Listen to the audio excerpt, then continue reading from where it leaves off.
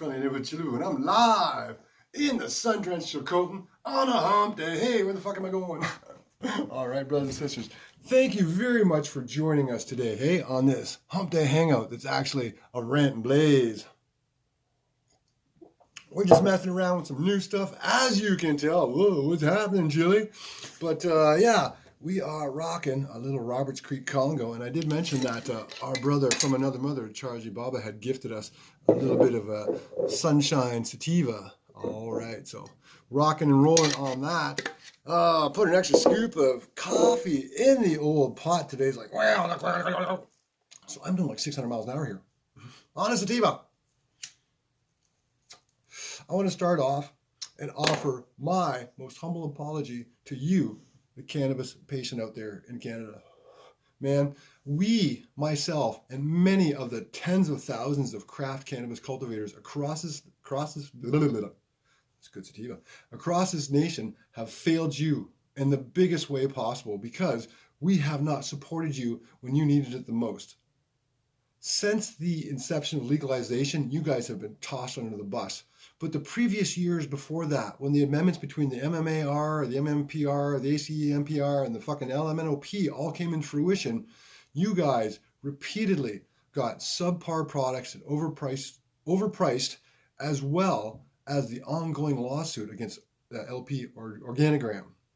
Wow, I'm just tripping over my mouth because my brain's doing 6,000 miles an hour and my mouth can only talk at 16 miles an hour. But we've seen how LPs can have some things happen. They can have facilities where they're growing massive amounts of unlicensed legal weed. And when they get found out, it's like, okay, you've got to shut down, slap on the hand. Some have lost their licenses because of sort of sketchy practices with the above mentioned use of banned substances. By the way, 98 sprays and pesticides and what the fuck? Some subsidiaries of Monsanto providing these products for your recreational medical cannabis here in Canada. Yay! They can awesome. They can spray that on flowering and dried cannabis. If you've ever grown a plant, or if you look up a YouTube video or read a vlog or something about growing cannabis, nowhere does it say that you put that kind of shit on a dried amount of marijuanas or on flowering marijuanas. I'm going to get ranty. Boom. Hey, Harley, shout out brother in North Texas. Gifted me the original cunt mug back in the day. Hey, so that is why, told you, we're going to fucking speed talking here, man. That is why I'm saying sorry and apologizing to you cannabis patients, because there is enough of us folks out there that we should have been helping you more than we have. I'll leave it at that. Some of the stuff I've got on tap here is there is a story in the British Columbia newspaper called thestraight.com that talks about the NDP government is taking baby steps to help craft cannabis growers join the legal economy. Ooh, I should be excited because I consider myself a bit of a craft cannabis cultivator. I'm not all that in a bag of chips. I don't put forth what I grow and go, hey, fuck, how great I am, how great I am. I need to enter this in some competitions, get some cups so that people understand I'm a good cannabis cultivator. I'm better than you. No, we know the parameters put forth with homegrown, whether it's cannabis or something I'm growing in my garden or the animals that I raise. I put forth a lot of passion, time. I have integrity about what I do, and I put forth the most natural product as possible. I'm not saying it's all that in a bag of chips, but if it makes me happy and the folks that I feed or share with happy, then I know that I'm doing something right. So support your local moms and pops. Say fuck you, BC government. Say fuck you, federal government. Think about it. No matter where they've introduced legalization on the planet, it's under the auspices of control, restrict, and regulate, which in 2015, the liberal federal government in this country said, hey, 4 plants per person. You can carry 30 grams. Let's legalize it. And many of those well-known sellouts and folks that are really actually disingenuous to the cannabis community in general, I got a couple come to mind, but 2015, the seed prince, the prince of poppers, Mark Emery, I've touched on him in other videos. He made a public statement saying that if you don't support the liberal government's efforts to legalize cannabis, you're a fucking traitor to the cannabis movement. That's a nice blanket statement, Mark.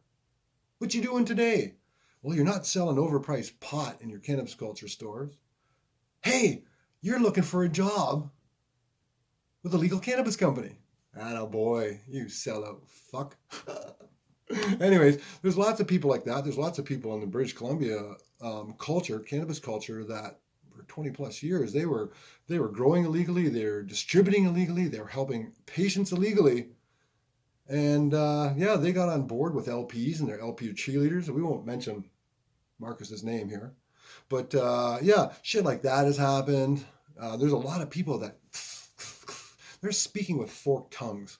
A lot of people have no backbone and they're just fucking blown in the wind because one side of their mouth is like, oh yeah, patients' rights, people's rights. The other side is like, oh yeah, at least we have access now. It's great. Not taking into account the fact that it's not fucking great. It's not fucking great. What's great about taking a fucking plant that's never killed anybody, that has thousands of years of history with humanity, different cultures around the world, different peoples, different fucking colors, and we've all utilized it. We've utilized it for textile, food, for recreational, for religious reasons. 83 fucking years ago, corporations, governments, what have you, they get it up their ass that they want to control and restrict this because it's not good. Why is it not good? Well, because you can use cannabis for other things. You can use it on a medical aspect, and we've only seen that come to light in the last 20 years or so. But really, you can look at in the 1800s, you can look at photographs from the early 20th century. People were utilizing cannabis. It was like a home remedy. Anything that you can utilize to not take a prescription drug, that shit's illegal. That shit's fucking dangerous. Yet people all over the world have used nature to heal, to help, to enjoy, to feed themselves. It's fucking bullshit. A couple of years ago, you look at the DEA in the United States. They decided they were going to put a blanket ban on kratom. Now, why would they want to ban kratom? Is kratom killing people? Have you heard about the kratom deaths? They're all over, the kratom deaths. But the reason is, people have found in different cultures around the world, and this knowledge has trickled into North America, that you can utilize kratom to wean yourself off of fucking opioids. You can supplement your opioid addiction with kratom and get off fucking opioids. Why would they want to do that though? Because of the kratom deaths, right? No. Why they want to fucking do that is simply because when you control, restrict, and regulate nature, that allows corporations, big pharma, and other shit substances that people can put in their body in lieu of natural substances. And most often, those shit substances have side effects and they fuck people up. Look at methadone. If you're a heroin addict, and I'm not saying go out and be a fucking heroin addict, but if you're a heroin addict, you literally can function for your lifetime as a heroin addict using heroin. You get on the methadone to keep you off the heroins, and you're fucking dead in a decade. They're enabling it because, hey, healthcare system makes money, corporations make money, but I'm getting fucking ranty, and this is what the sativas do to me, and that's what that extra scoop of coffee did to me today. Man. And shift gears. I do appreciate you taking the time to join me. It's not hate I'm trying to dispense with these rants and blazes. I'm just trying to bring shit to your attention. Because we talk about how the British Columbia government, and this piece right here, you see it on the screen behind me, they want to do the craft cannabis thing. And then we can easily segue into the fact that we have a study. Survey said. We've got a study here. This is a fucking official study. You paid for this study. I paid for the study. Some of you motherfuckers didn't pay for the study, so you should just turn off the video now. So, study this. Taxpayers' dollars here in Canada were put forth by several universities, and what they did is they compiled studies that were done by other people, other institutions. These studies by other people and other institutions, they themselves were funded by corporations and big pharma. But hey, your taxpayers' dollars, we fucking straighten that shit up. You know how we straighten that shit out? We straighten that out by simply studying their studies and coming to a conclusion that, obviously from their studies, funded by big pharma and corporations, that, incidentally, cannabis doesn't fucking help you get off of opioids. No, they talked to over 3,000 people. What did they know? They're not down on fucking Hastings streets. They're not in the ghettos. They're not in low-income houses. They're not talking to the people that don't have a fucking phone to contact them. You emailing all of the opioid addicts out there and go, hey, can you fill out a study for us and let us know if the cannabis is helping you? No, they're not fucking doing that. That's the thing. It's skewed. It's biased. So that's what that article's about. That's what that rant is about. Fucking bullshit. Educate those that read that kind of mainstream nonsense and let them know what's what. I personally know several people that have had decades-long opioid addictions that utilize cannabis to turn their fucking health and their lifestyle around. Yeah, I know, Rant and Blaze. It's good, it's good. This is not coffee, luckily. This is just some bone broth and turmeric powder, man. I'm fucking jacked. It's the spices that make me like this. But the reality is, it helps people. It helps people with a myriad of different things. There is no magic bullet, okay? Obviously, there isn't. But people around the world, over time, different cultures, have used cannabis for different things. I can speak of my own experiences with cannabis. I function much, much better on cannabis than I do on any prescribed antipsychotic that they would put me on for PTSD or my depressive things that I've dealt with, because I have had a literally lifelong mental health issues. And as you well know, I'm in my 42nd year of cannabis now, and it hasn't been cannabis that has exacerbated those issues. If that was the case, then I would have fucking punched my own ticket or went screaming off into the night, crazy lunatic. End of the marijuana addict. Hopeless insanity.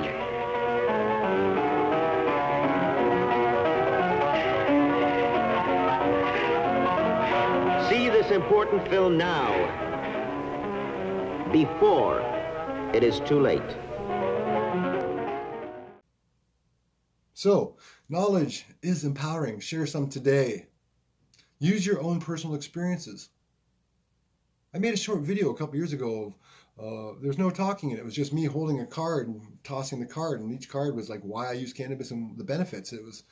It's pretty simple. If we continue to flood, social media with that kind of stuff, they have to take notice. They have to listen, right? Right? It's not like the media is skewed and they're only going to report one thing. It's not like they're going to fearmonger cannabis, right? Right? 83 years ago, Reefer Madness came out. 83 years later, we have these same talking points of how dangerous it is being shoved down people's throat. But I digress. Wow. I'm at the bottom of this, and it's just like spicy like a motherfucker. So my eyeballs may do a little bit of Jim Carrey mask movement here. So cheers. Whoa. Did you see that? I just fucking tracked off into the sky. I always enjoyed that part of the bone broth though, man. I feel like I could just like fucking punch my way through a wall right now. Turmeric, pepper. Oh, by the way, tangent alert, going off on one.